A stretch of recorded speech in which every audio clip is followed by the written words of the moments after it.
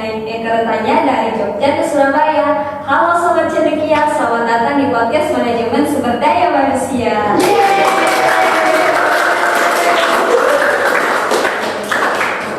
Selamat siang teman-teman semua dimanapun kalian berada. Semoga saja kita semua dalam keadaan tubuh dan juga jiwa yang sehat. Amin. Buat teman-teman yang di rumah nih, boleh juga sambil disediain cemilannya. Jadi dengar podcastnya sambil nyemil biar lebih santai aja. Karena kita akan karena beberapa waktu ke depan kita akan mendengarkan atau membahas tentang materi atau tema atau materi yang sangat hangat di kalangan para pembisnis kalian. Sebelum itu, saya akan perkenalkan diri dulu ya. Nama saya Eri Lawanta yang akan menjadi host dalam podcast ini. Di sini juga sudah hadir teman-teman narasumber dari kelompok 2. Tepuk tangan dong. Kita apresiasi diri kita sendiri. Nah, gimana nih kabarnya teman-teman kelompok 2? Baik. Alhamdulillah. Luar biasa ya. Gimana mentalnya? Aman? Aman dong. Aman kan? Aman. Aku enggak. Insyaallah aman dong. Aman. Apalagi bisa masuk di UAS ya. Udah prepare kegiatan-kegiatannya, terus materi-materi yang harus disampaikan. Apa sih? Persiapkan. Ya seperti itu. Untuk teman-teman di rumah pastinya juga ya bertanya-tanya siapa aja sih yang kalian bertanya-tanya.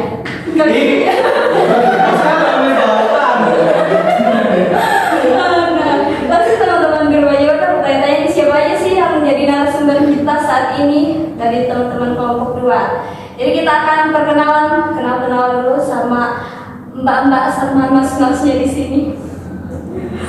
Nah, perkenalannya itu seputar nama, asal, sama kesibukannya saat ini. Mau dimulai dari mana? Dari sini? Apa dari sini? Dari sini. Cacicu. Sini. Oh ya, silakan. Baik, perkenalkan nama saya Nurmiati Alen, asalnya dari NTT, kesibukannya hidup. Yang penting kita hidup.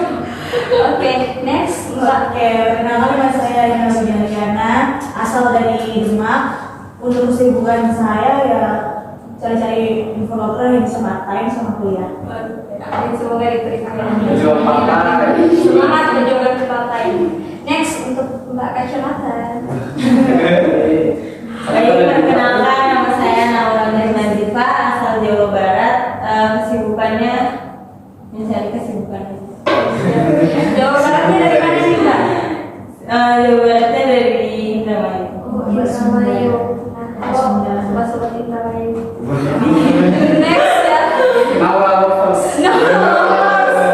Next untuk masnya yang di sebelah sini.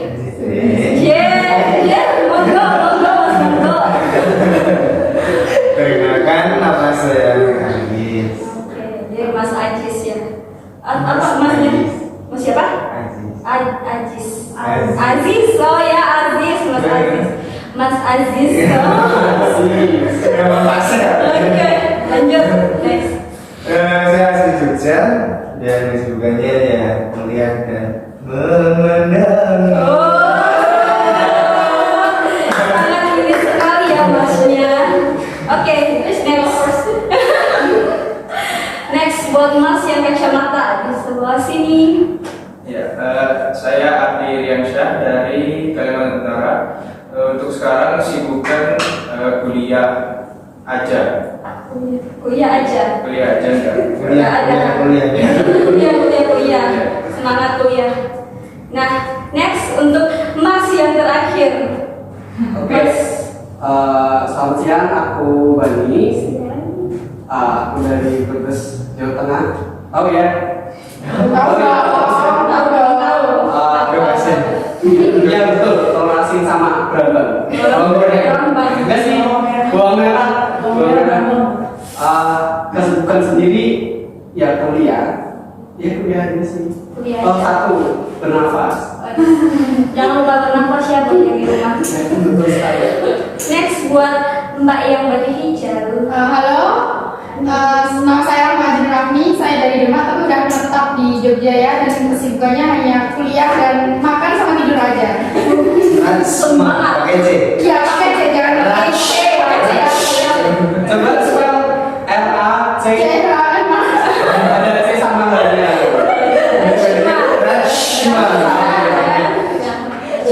Oke, next buat Mbak yang kacamata berikutnya. Halo, perkenalkan nama saya Kassana. Saya berasal dari Kalimantan Barat. Kesibukan saya hanya kuliah aja. Kuliah aja. Oke, semangat kuliah. Semoga kuat ya sampai lulus. Sampai lagi. Buat teman, amin. Nah, buat teman-teman di sini mungkin ada tambahan, mungkin mau kasih semangat buat teman-teman yang nonton. Semangat ya teman-teman. Semangat juga. Semangat untuk kita semua. Tetap semangat walau sambil nangis sedikit. Ya. Nah, di sini tuh kan kita akan membahas seputar tema training and development, atau yang dalam bahasa Indo pelatihan dan pengembangan. Pasti teman-teman juga yang di rumah udah penasaran apa sih itu training and development, apa saja tujuan-tujuan atau apa saja manfaat-manfaat. Maka di sini kita akan diskusi bareng dengan kelompok 2 untuk membahas tema tersebut. Untuk mempersingkat waktu saja, jadi kita masuk ke pertanyaan-pertanyaannya. Saya tuh mau bertanya pertama itu, apa sih sebenarnya training and development itu? Kok dijawab? Baik, jika dari sudut pandang saya pribadi, pelatihan dan juga pengembangan itu sendiri bisa dikatakan bahwa sebuah proses atau upaya yang dilakukan sebuah perusahaan ataupun organisasi kepada seorang karyawan guna agar karyawan itu mampu memahami keterampilan-keterampilan yang ada dalam sebuah perusahaan. Nah, biasanya hal itu dilakukan untuk meningkatkan kinerja dari seorang karyawan dalam menjalankan tanggung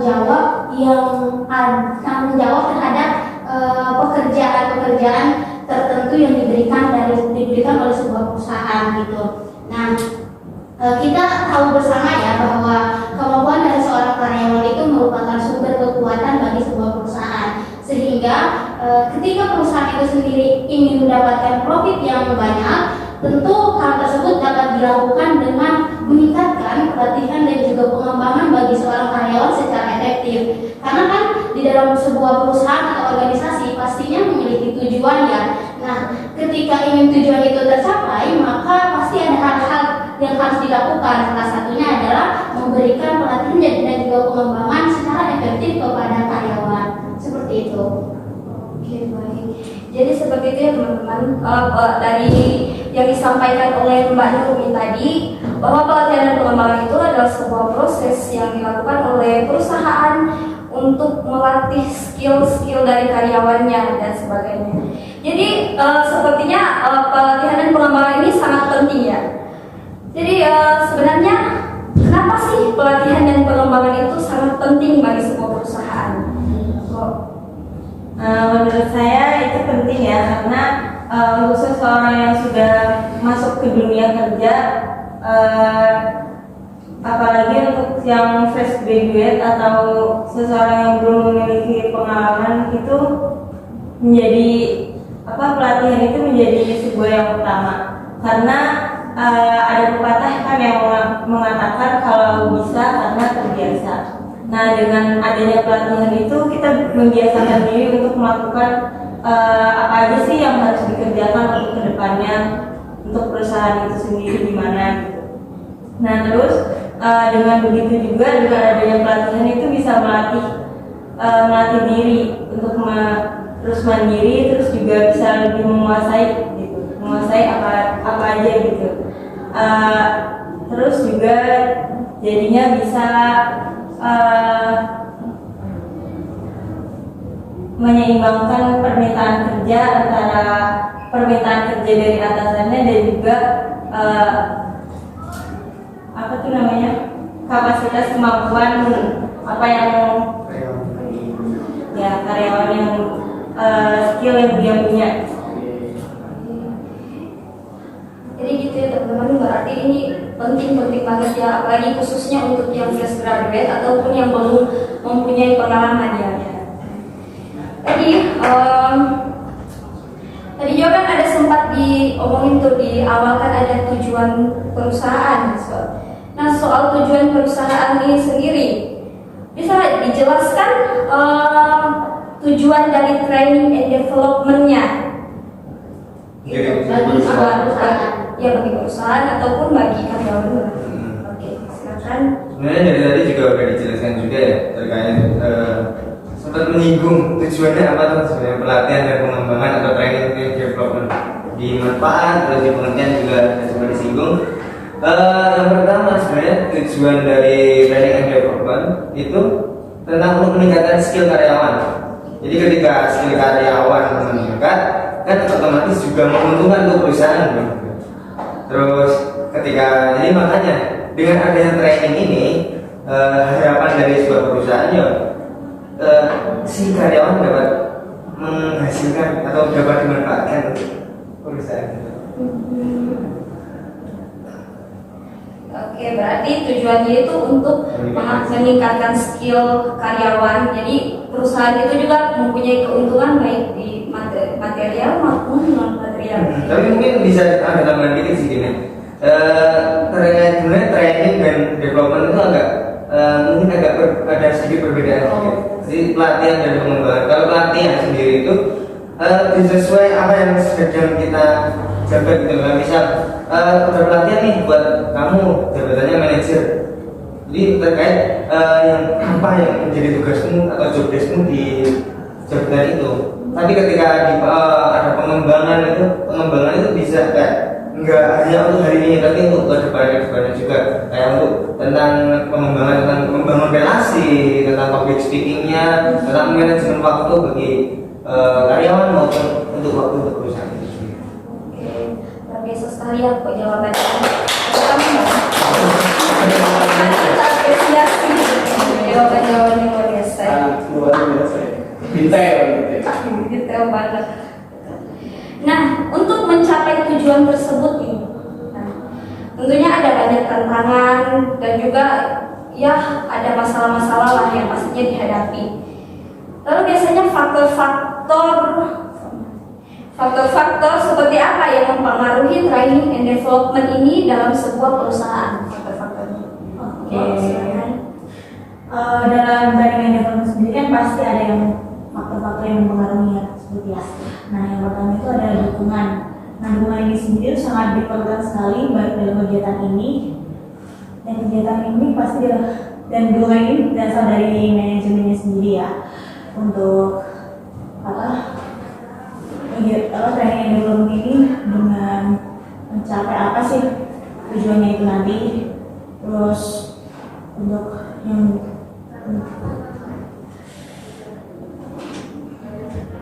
ini sama mencari kebutuhan lah, apa yang dibutuhkan dari sumber daya sendiri.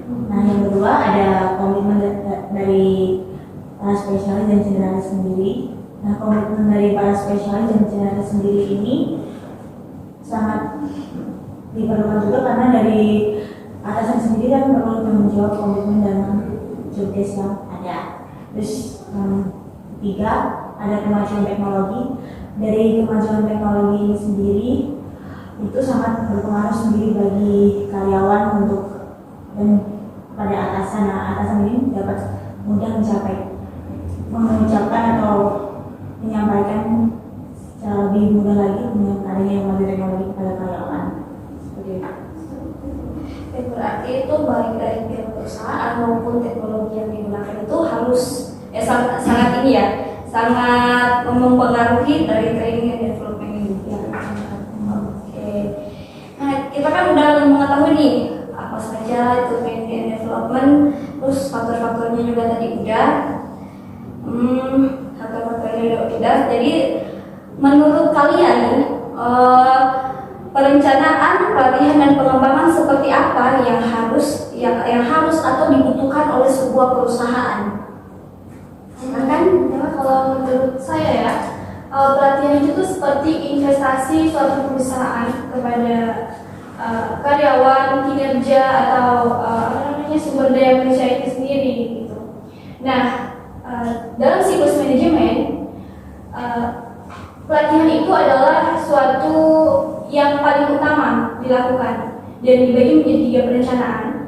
Yang pertama itu ada analisis kebutuhan penelitian, yang kedua itu ada training planning, yang ketiga itu ada persiapan pelatihan. Nah, untuk analisis kebutuhan pelatihan itu sendiri, itu tujuannya itu adalah untuk mengetahui permasalahan yang kemudian memastikan bagaimana solusi yang akan diambil gitu.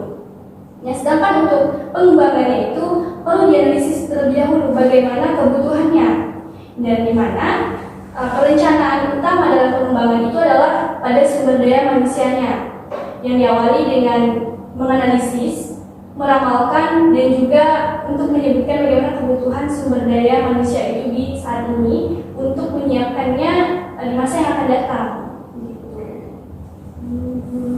Jadi berarti di sini ada 3 bagian perencanaan dalam pelatihan. Ada yang pertama tuh tadi ada AKP, bisa singkat AKP kan? Bisa akap bro. Oh iya. Serius AKP atau analisis kebutuhan pelatihan. Terus yang kedua tadi ada training planning. Nah, training planning, kemudian ada persiapan pelatihan. Luar biasa sekali.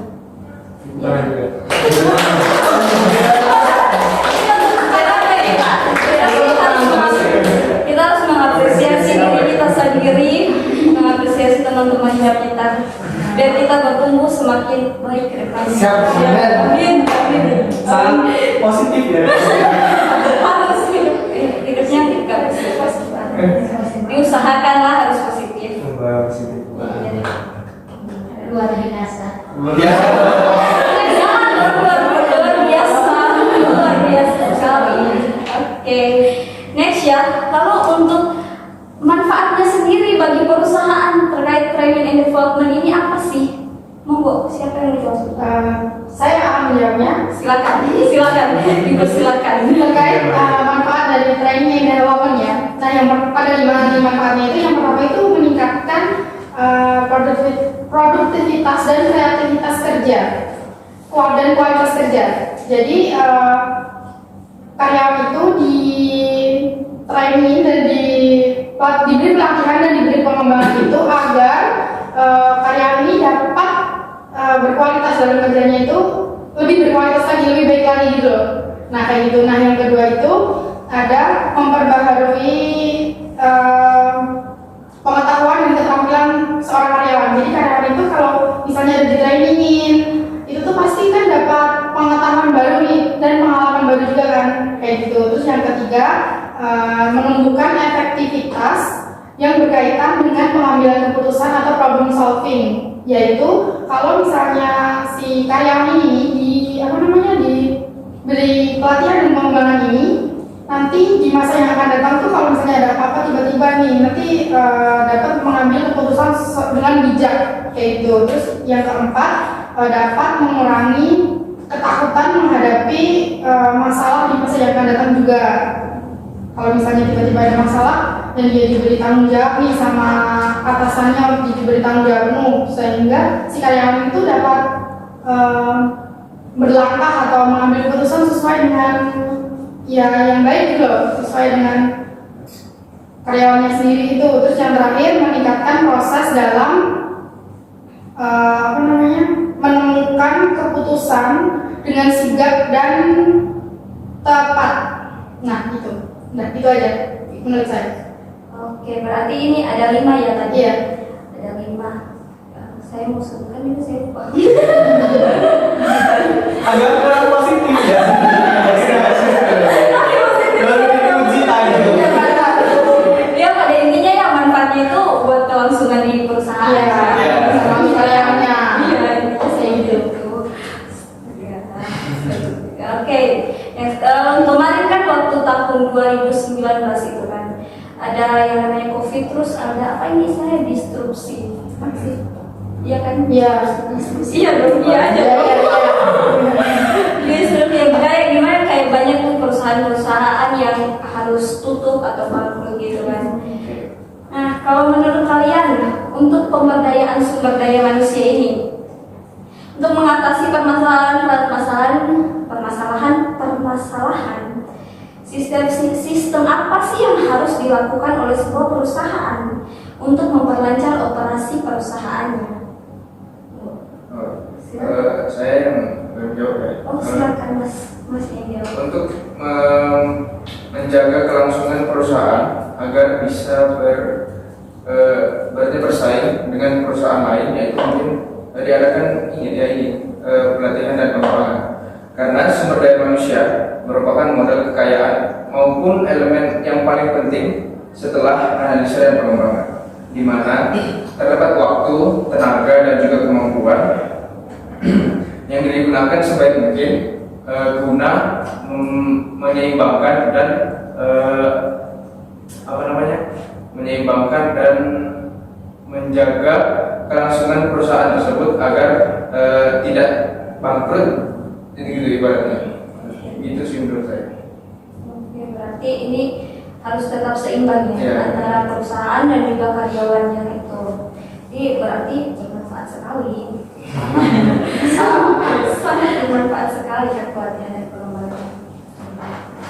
Nah, buat teman-teman tadi kan kita udah ngobrol banyak nih. Mungkin dari apa sih tadi yang pertama, pengertiannya, terus faktor-faktornya, terus manfaat-manfaatnya, tujuannya. Terima kasih. Stimulus. Takutnya saya lupa. Nah, tujuannya. Boleh nggak sih dari kalian itu beri satu contoh, minimal lah, minimal atau maksimal, terserah kalian. Yang penting diberi contoh dong buat pelatihan dan pengembangan seperti apa yang harus dilakukan oleh sebuah perusahaan. Kalau untuk ini aku jawab ya teman-teman ya. Ya, silakan. Kalau untuk contohnya sendiri sebenarnya ada beberapa yang bisa saya contohkan. Salah satunya atau beberapanya saya sebutkan seperti skill training. Jadi kalau skill training itu ibaratnya ya, kalau bisa dikatakan atau diungkapkan dalam kata lain, bahasa lain, itu kayak pelatihan umum gitu. Jadi pelatihan umum itu kayak ya misal dari kalian semua atau dari penonton semuanya punya satu keahlian. Nah, di dalam keahlian itu ketika masuk ke dalam perusahaan maka akan diadakannya skill training, artinya peningkatan skill keahlian khusus kalian gitu loh. Jadi mungkin bisa dikatakan pelatihan umum karena skill training ini pasti ya hampir sebagian besar perusahaan pun menerapkan skill training gitu ya. Kemudian ada juga yang namanya retraining. Kalau retraining ini lebih ke kayak misal ya, teman-teman misal kerja di perusahaan, di sini ada yang kerja nggak? Ada ya. Nah, di perusahaan itu misal nih teman-teman dapat atasan atau bos ya istilahnya, itu biasanya retraining ini ditujukan untuk bos yang misal kasih instruksi ya, kasih perintah itu berubah-ubah dari hari pertama hari kedua itu perintahnya berubah, bahkan berubahnya bisa dalam sehari itu 3 kali, 2 kali, 4 kali gitu ya. Jadi retraining ini khususnya ditujukan untuk itu. Jadi supaya teman-teman ini punya skill yang maksudnya lebih mumpuni ya, artinya tidak hanya itu saja, dan ketika diubah lagi teman-teman masih punya daya kreativitas yang tinggi kayak gitu loh. Terus ada juga yang namanya cross functional training. Jadi kalau cross ini ya udah ya kelihatan dari namanya ya. Dari namanya aja udah cross, artinya bersebelahan gitu ya. Artinya berbalikan gitu ya. Jadi kayak teman-teman misal ada kemampuan di digital marketing nih, terus di cross functional training ini teman-teman bakal di pelatihan, dimasukkan di pelatihan atau pengembangan itu misal dalam mesin gitu ya, di operasional gitu. Jadi supaya misal ada satu atau dua masalah atau problem yang memang harus dilakukan saat itu juga dan tidak ada ahlinya, tidak ada karyawan atau sumber daya yang ahli dalam hal itu, yang lain itu bisa nge-backup gitu loh ibaratnya. Kemudian ada juga yang namanya team training. Ini juga sama ya, kayak yang pertama skill training. Team training ini ya perusahaan atau organisasi mana sih yang kayak gak butuh team training atau teamwork gitu loh, pasti semuanya butuh gitu kan. Terus ada juga yang namanya language training. Nah, dari language training ini dari perusahaan kan, terutama di Indonesia ya, skala nasional kayak itu pasti banyak, bahkan di skala regional sekalipun pasti banyak perusahaan yang bekerja sama dengan pihak asing gitu ya. Jadi pasti akan ada beberapa instruksi atau peraturan-peraturan, rules-rules seperti itu yang nantinya pasti akan dihadapi oleh sumber daya atau karyawannya ini untuk supaya otomatis bisa translate ibaratnya kayak gitu ya. Jadi nggak kesusahan ketika dikasih instruksi dalam bahasa asing atau dikasih pesan tersirat dalam bahasa asing, jadi biar nggak ke depan gitu loh. Terus ada juga yang namanya teknologi training. Nah, dari teknologi training ini kalau biasanya ya, ini biasanya perusahaan itu mengkhususkan untuk mempelajari digital marketing, terus developer, sama satu lagi agak lupa ya sebenarnya, kalau nggak salah administrasi ya, kalau nggak salah administrasi. Terus ada juga yang namanya creativity training. Jadi dari creativity training ini perusahaan diharapkan maksudnya karyawan atau sumber daya itu diharapkan mampu memberikan gagasan-gagasan atau terobosan-terobosan untuk perusahaan yang mungkin bisa dikatakan out of the box ya, tapi masih dalam konteks atau lingkup rasional. Artinya kalau gagasannya atau terobosannya rasional ya, yaitu nggak perlu dipertimbangkan dari perusahaan kayak gitu. Mungkin ada yang menambahkan? Ada lagi? Itu sudah lengkap sekali ya. Ya, tapi mungkin bisa berbagi pengalaman juga ya. Iya. Yang terkait kan ini pertanyaan tadi terkait contoh pelatihan dan pengembangan dari yang bisa diberikan oleh perusahaan ya. Jadi ini beberapa tahun yang lalu itu saya pernah bekerja di salah satu bengkel, itu AHAS. Iya. Itu memiliki pelatihan dan pengembangan yang cukup baik benar. Jadi kan saya di sana berposisi menjadi seorang mekanik ya. Nah, tapi di sana itu mungkin karena dia juga melihat latar belakang saya kan, waktu itu saya bekerja kemudian juga ada kuliah juga. Iya. Mungkin karena latar belakang itu makanya di sana saya nggak hanya diajarkan atau di pelatihan tentang pelatihan dan pengembangan, nggak hanya di dalam mesin itu aja, tapi ya sampai input data juga, input data terkait penjualan hari itu gitu juga diajarin gitu. Terus kita juga diberikan kesempatan untuk menerima bagi orang yang mau datang gitu, mau servis nih ya, ini kan kita dapat ke ruangannya apa gitu. Jadi kita nggak hanya duduk di belakang, nggak hanya fokus pada membenahi mesin-mesin. Itu berarti bisa masuk ke yang tadi ya, cross functional training ya. Jadi kan misal ada contohnya ada kasus kayak COVID kemarin. Jadi bukan misal kan kalau COVID itu pasti ada pengurangan karyawan juga kan. Ya. Kita kan bisa menggunakan karyawan itu untuk mengerjakan semua hal itu.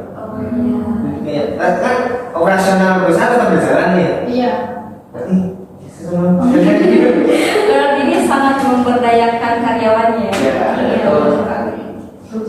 Betul sekali. Jadi yang lain juga ada tambahan boleh. Nanti kalau ada tambahan, tulis di kolom komentar. Benar-benar tadi di kolom komentar mungkin ada tambahan dari teman-teman di rumah sekalian. Wah, menarik sekali ya diskusi hari ini tentang training and development. Jadi sepertinya mau ada penyampaian lagi, mungkin ada yang mau disampaikan lagi? Boleh deh. Boleh, silakan. Untuk teman-teman ya, maksudnya untuk teman-teman di luar sana ataupun kita di sini yang ingin atau yang sedang merintis usaha atau yang sedang mungkin lagi dalam proses gitu. Nah itu kan dalam kehidupan itu kan kita hidupin itu bukan untuk bagaimana caranya biar bisa menjadi sempurna ya, tapi hidupin itu gimana caranya biar semua tujuan kita itu tercapai gitu. Nah, semua pengalaman yang kita alami ya pasti buat kita berkembang. Jadi kalau misalnya teman-teman ada masa di mana down, terus semuanya yang dilakukan kok gitu-gitu aja ya, terus hasilnya kok nggak sesuai sama yang aku inginkan gitu, ya nggak apa-apa. Namanya berproses gitu. Kalau misalnya capek istirahat, karena selagi kita masih bisa merasakan dingin dan sejuknya air hujan, ya di saat itu juga kesempatan dan juga segala aman, ingin dan juga mimpi kita masih ada peluang untuk tercapai. Jadi semangat. Kalau capek istirahat, terus jangan lupa makan. Ya, jangan lupa makan, jangan lupa bernafas. Oke, jadi seperti ini. Ayo, ini yang mau disampaikan boleh. Ya, ayo. Dari bos. Salah para narasumber yang Satu kalimat pipi. Enggak, canda ya. Satu kalimat ya. Bahwa masa depan itu sungguh ada dan harapanmu tidak akan sia-sia. Terus kita kali ini luar biasa. Nah, jadi seperti itu ya teman-teman pembahasan kita tentang training and development. Sebelum itu saya menyampaikan terima kasih banyak kepada teman-teman kelompok 2 yang sudah berbagi ilmu kepada kita semua. Semoga ilmu yang telah dibagikan oleh teman-teman semua dapat bermanfaat buat kehidupan kita. Amin. Semoga kita semua tetap bertumbuh menjadi orang yang lebih baik setiap harinya. Terima kasih juga buat penonton di rumah yang sudah menyaksikan podcast kita. Terima kasih, semoga bermanfaat ilmunya. Saya Dela Banda dan rekan-rekan saya kelompok 2 pamit undur diri. Pamit undur diri dan selamat siang. Tetap semangat. Semangat. I know